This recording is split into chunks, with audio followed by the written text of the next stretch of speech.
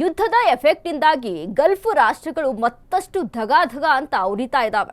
Iran ವಿರುದ್ಧದ ದಾಳಿಗೆ America ಇನ್ನೂ ಕುಮ್ಮಕ್ಕನ್ನ ಕೊಡ್ತಾ ಇದೆ. ಯುದ್ಧದ ಎಫೆಕ್ಟ್ಗೆ ಗಲ್ಫ್ ರಾಷ್ಟ್ರಗಳು ಧಗಾಧಗ ಅಂತ ಉರಿತಾ ಇರುವಂತ ಸಿಚುವೇಶನ್, ಯಾವುದೇ ಕಾರಣಕ್ಕೂ ಕೂಡ ಯುದ್ಧ ನಿಲ್ಲಿಸಬೇಡಿ ಅಂತ ಅಮೆರಿಕ ಒಂದ್ ಕಡೆ ಕುಮ್ಮಕ್ಕನ್ನ ಕೊಡ್ತಾ ಇದೆ. ಇಸ್ರೇಲ್ ಜೊತೆ ನಾವಿದ್ದೇವೆ ಎಂದ ವಿಶ್ವದ ದೊಡ್ಡನ್ನ ಕೊನೆಯವರೆಗೂ ಮುಂದುವರಿಯಿರಿ ಎಂದು ಸಲಹೆಯನ್ನ ಕೊಟ್ಟಿದ್ದಾರೆ. ಇರಾನ್ ಮೇಲೆ ಮತ್ತಷ್ಟು ದಾಳಿಯ ಸುಳುವು ಕೊಟ್ಟ ಅಮೆರಿಕ, ಈಗಾಗಲೇ ಯುದ್ಧದಲ್ಲಿ ನಾವು ಮೇಲುಗೈ ಸಾಧಿಸಿದ್ದೇವೆ, ವಾಯು ಜಲಮಾರ್ಗದಲ್ಲಿ ಇರಾನ್ ಹಿಮ್ಮೆಟ್ಟಿಸಿದ್ದೇವೆ, ಮಿತ್ರ ಪಡೆಗಳ ದಾಳಿಯಿಂದ ಇರಾನ್ ರಾಷ್ಟ್ರ ಕಂಗೆಟ್ಟಿದೆ, ಇಸ್ರೇಲ್ ಸೇನೆಗೆ ಬೆಂಬಲಿಸುತ್ತಲೇ ಗುಡುಗಿದ ಅಮೆರಿಕ, ನಾವು ನಿಮ್ಮೊಂದಿಗೆ ಇದ್ದೇವೆ ಮುನ್ನುಗ್ಗಿ ಅಂತ ಅಮೆರಿಕ ಇಸ್ರೇಲ್ಗೆ ಸಾಥನ ಕೊಡ್ತಾ ಇದೆ. ಈಗ ಜಂಟಿ ದಾಳಿಯನ್ನೇ ನಡೆಸ್ತಾ ಇರುವಂತದ್ದು, ಎರಡು ದೇಶಗಳು ಸೇರಿನ ದಾಳಿಯನ್ನು ನಡೆಸ್ತಾ ಇದೆ ಇರಾನ್ ಮೇಲೆ.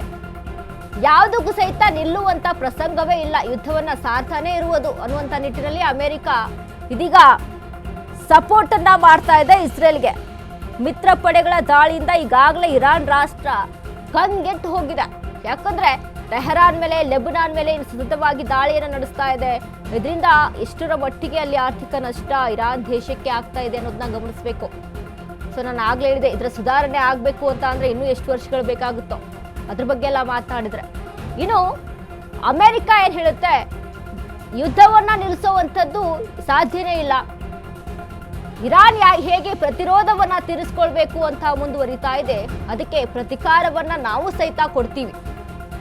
ಅಮೆರಿಕ ಆಗಿರ್ಬೋದು, ಇಸ್ರೇಲ್ ಆಗಿರ್ಬೋದು, ಜಂಟಿ ದಾಳಿಯನ್ನ ನಡೆಸಿ ನಾವು ಸೆಡ್ ಹೊಡಿತೀವಿ ಇರಾನ್ಗೆ ಅನ್ನುವಂತಹ ಮಾತನ್ನ ಇದೀಗ ಅಮೆರಿಕ ಹೇಳ್ತಾ ಇರುವಂತದ್ದು. ದೊಡ್ಡಣ್ಣ ಏನ್ ಹೇಳ್ತಾ ಇದೆ, ಅಮೆರಿಕ ಇಸ್ರೇಲ್ಗೆ ಸಲಹೆಯನ್ನ ಕೊಡ್ತಾ ಇದೆ, ಯುದ್ಧ ಮಾತ್ರ ನಿಲ್ಲಿಸಬೇಡಿ, ಮುಂದುವರಿಸಿ, ನಿಮ್ಮೊಂದಿಗೆ ನಾವಿದ್ದೇವೆ, ಯಾವುದೇ ರೀತಿಯಾದಂಥ ಸಮಸ್ಯೆ ಬಂದರೂ ಸಹಿತ ನಾವಿರ್ತೇವೆ ಅನ್ನುವಂಥ ನಿಟ್ಟಿನಲ್ಲಿ ಇದೀಗ ಹೇಳ್ತಾ ಇರುವಂಥದ್ದು.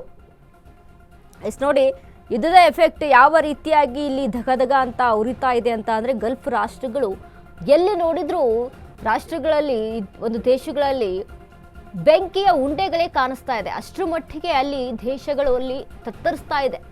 ಅಲ್ಲಿರುವಂಥ ನಾಗರಿಕರಾಗಿರ್ಬೋದು ತತ್ತರಿಸ್ತಾ ಇದ್ದಾರೆ. ನಾಗರಿಕರಿಗೆ ಅನಿಸಿರುತ್ತೆ ಯಾವಾಗಪ್ಪ ಯುದ್ಧ ಮುಗಿದ್ಬಿಡುತ್ತೋ ಅನ್ನುವಂಥ ಸಿಚುವೇಶನ್ಗೆ ಬಂದು ಕೂತಿರುವಂಥದ್ದು.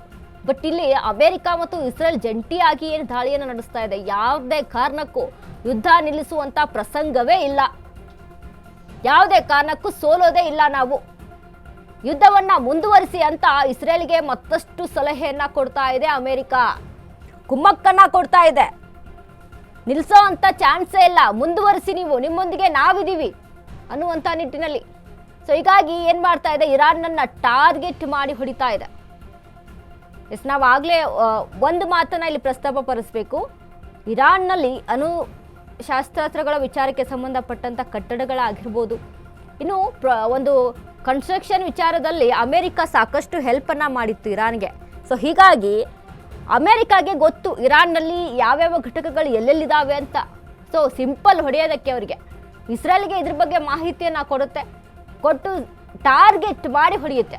ಇದಕ್ಕೆ ಏನು ಖಮೇನಿಯ ಪುತ್ರ ಉತ್ತರಾಧಿಕಾರಿಯಾಗಿದ್ದಾರೆ, ಅವ್ರನ್ನೂ ಕೂಡ ಹೊಡಿಬೇಕು ಅನ್ನುವಂಥ ಒಂದಿಷ್ಟು ನಿಟ್ಟಿನಲ್ಲಿ ಸತತ ಪ್ರಯತ್ನವನ್ನ ಮಾಡ್ತಾ ಇದೆ.